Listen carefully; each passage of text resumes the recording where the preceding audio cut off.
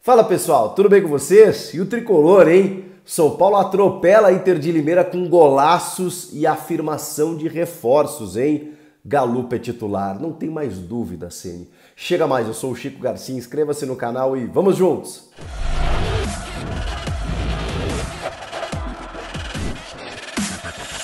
Lá foi o São Paulo mais uma vez com muitos desfalques, 14 no total, para enfrentar mais um jogo pelo Campeonato Paulista e já é vice-líder geral, já é líder do seu grupo, já está muito próximo da classificação. São Paulo tranquilo no Campeonato Paulista e acabou passando por cima da Inter de Limeira. Por mais dificuldades que a Inter de Limeira tenha, é uma equipe que complicou para Palmeiras e Corinthians nesse campeonato, então é bom a gente também usar esse parâmetro aí de que o São Paulo fez um bom jogo e com um time modificado, né? Talvez até descaracterizado em alguns fatores, em alguns setores, mas o Rogério Ceni encontrou alternativas interessantes. Acho que vale a pena a gente destacar. Por exemplo, esse menino Natan, lateral direito, que veio do Coritiba, né? O São Paulo teve que entregar o Lisieiro para poder antecipar o fim do contrato de empréstimo, exatamente pela ausência de laterais e porque o Orejuela não dá conta do recado, né? Além de esgotar o limite de estrangeiros, que agora vai aumentar para o brasileiro para 7, mas por enquanto não dá para usar o Orejuela por ali, senão impede que os outros sejam utilizados. O Natan, cara, muito bom jogador e um lateral mais agudo, né? Da mesma forma que ele escalou pelo lado esquerdo o Caio Paulista, que hoje estreou fazendo o seu... estreou não, né? Mas estreou fazendo gol, que eu quero dizer. Fez o seu primeiro gol com a camisa do São Paulo, jogando pela lateral esquerda, e aí sim você consegue, né, subir mais os laterais com essa capacidade ofensiva que tem os dois. Tanto o Caio, que é um atacante, na verdade, de origem, né, quanto o Natan pelo lado direito. O Caio abre o placar a 14 minutos, se aproveitando de uma bola parada de Wellington Rato. Isso é uma tônica na temporada. O Wellington Rato tem sido o principal reforço contratado pelo São Paulo nesse ano. Impressionante como esse jogador não sentiu o peso da camisa, como ele está solto, como ele domina as bolas paradas do São Paulo e tem tido muita efetividade nisso. Então, muitas vezes quando o adversário está fechado, quando o jogo está ruim, está encrespado, aquela coisa toda, na bola parada você tem digamos assim, o recurso, né?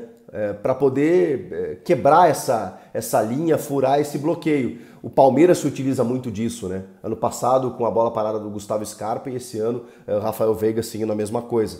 E é muito importante você ter um jogador assim no elenco, Wellington Rato, que depois até marcou um dos gols, eu vou chegar lá. Mas eu tô indo no time na escalação aqui, porque tem o Rafael no gol, que inclusive pro Rogério, ele disse que tá muito tranquilo, muito satisfeito com o Rafael, ele disse que ia revezar os três no Paulista e só tem jogado o Rafael, né? Mas o Rafael tem dado conta do recado, inclusive. E no banco estão lá o Jandrei e o Felipe Alves, mas eu acho que vai sobrar para um dos dois, porque o Rogério disse que um dos dois seria negociado, né? Porque ele entende que nenhum dos três merece ser terceiro goleiro.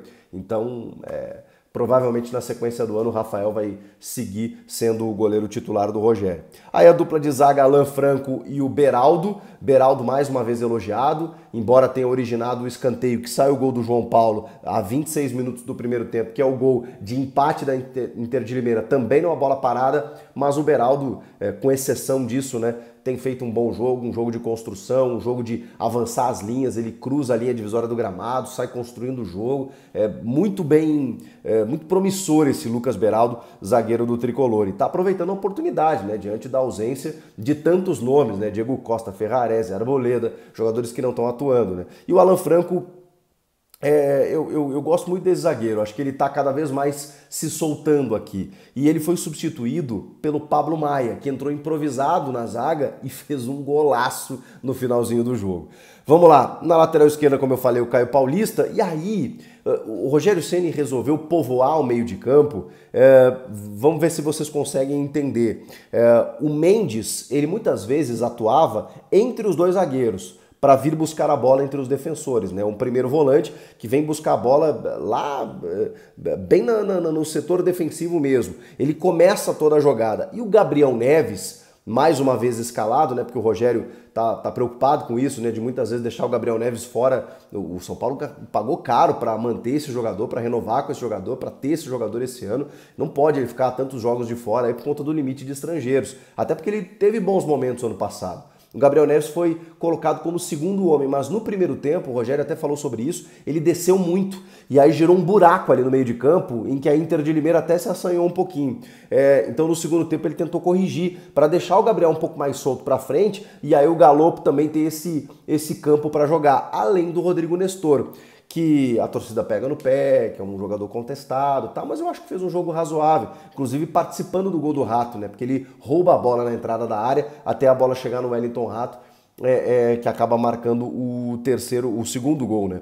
O segundo gol, ainda no primeiro tempo, a 42 minutos. Primeiro gol dele com a camisa tricolor, merecia por tudo que tá fazendo por esse time, um cara que talvez seja um dos mais titulares, né, do time hoje, o Wellington Rato. Não dá para abrir mão dele. Ele não é um velocista, mas ele é um jogador aberto pelo lado, tem muita qualidade, participa muito das jogadas e ainda assim é o responsável pela bola parada. Recebeu a bola de perna direita, acabou deslocando o goleiro, fazendo o segundo gol. Vamos para o segundo tempo e aí vejam só. E aí eu tô indo na escalação também, né? Porque eu falei do Mendes, do Gabriel Neves, do Galopo e do Nestor. Aí o ataque com o Wellington Rato e o Caleri lá na frente. Mas o segundo tempo começa já aos 3 minutos com o gol do Galopo. Cara, é impressionante como esse rapaz fede a gol. Como ele sabe fazer gol, como ele gosta de fazer gol, como ele está sempre próximo da área. Ele foi escalado, ainda assim, por conta desses meio-campistas que o Rogério escalou, né? Ele não foi o meio articulador, ele não foi necessariamente o substituto do Luciano, porque o Nestor estava no time também fazendo um pouco mais essa função. Então ele tinha liberdade para atacar um pouco mais, mas é impressionante como ele pisa na área.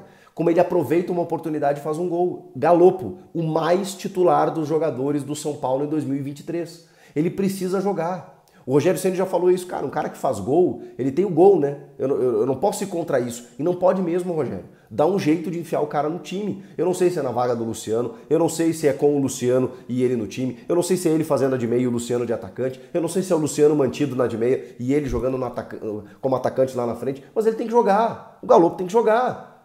Uma das coisas que o Tite, por mais chato que ele seja, para muitos, não para mim, diz e que a gente precisa ouvir é o campo fala. O campo fala. E o que o campo está nos dizendo? O que o campo está dizendo para o Ceni? Que o Galopo tem que jogar. Porque quando ele joga, o São Paulo está mais próximo de vencer, porque ele faz gols. Ele é o artilheiro do time na temporada. Então assim, não tem discussão, gente. O Galopo é titular, o Galopo tem que jogar. Seja de 9, de falso 9, no lugar do Caleri, seja de ponta, seja de meia, ele tem que jogar. Porque a bola vai sobrar para ele e vai fazer gol. Nem que seja por uma dessas questões do futebol que a gente não entende, de que o cara tá iluminado. Que eu não gosto muito dessa expressão, porque parece que o cara não trabalha, não treina, não faz nada. A bola bate nele e entra, né? Como se fosse apenas dependendo do sobrenatural. Mas o futebol tem dessas coisas, né? Do bom jogador, obviamente, né? Mas às vezes o cara tá na fase.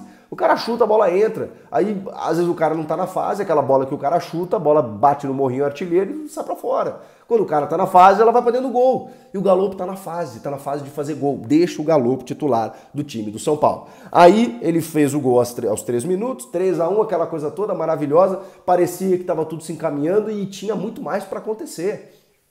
Porque aí o Rogério fez as suas trocas. Já falei, Pablo Maia na do Alan Franco. Luana do Mendes, hein? E aí o Luan conseguiu até jogar um pouquinho mais à frente. Ele tá curtindo essa de segundo volante, hein, o Luan. E aí o Rogério até respondeu sobre a renovação, tem um monte de time interessado, tem o Grêmio, tem o Atlético Mineiro, tem muita gente querendo o Luan porque ele está em fim de contrato, em meio do ano ele pode assinar um pré-contrato. Será que o São Paulo não vai renovar com ele? O Luan é um jogador muito querido pela torcida e é muito bom jogador. O Thales Costa entrou no lugar do Gabriel Neves e o Marcos Paulo na do Galopo. Porque o Rogério entende que o Marcos Paulo pode ser esse jogador, esse meia, né? Que pode ali rivalizar tanto com o Galopo quanto com o Luciano. Mas muito pouco tempo para a gente poder observar. E aí o Pedrinho entrou no lugar do Wellington Rato. O Wellington Rato jogou todos os jogos desde que chegou. Então também tem uma tendência aí do Rogério a preservar, né, um pouco na minutagem esses jogadores. E o Pedrinho fez um gol maravilhoso a 28 minutos. Que gol espetacular! O Pedrinho, que normalmente gosta de jogar pelo lado esquerdo, acabou entrando na do Rato, entrou na direita. E ele fez uma jogada, uma pintura, uma obra-prima. Ele deu um elástico com uma caneta no adversário, avançou e chutou entre o goleiro e a trave. Foi avançando, foi avançando, foi avançando. Vou fazer o gol. Pum! Pedrinho foi lá comemorar, ergueu a camisa do seu pai, que é falecido e tudo mais. acabou homenageando ele, comemorou na arquibancada, tomou um amarelo por isso e tudo mais.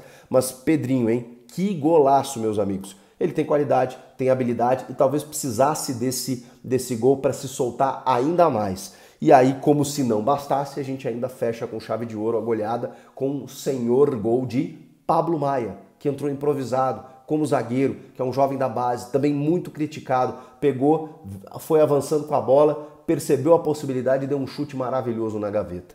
Olha, que atuação do São Paulo, hein?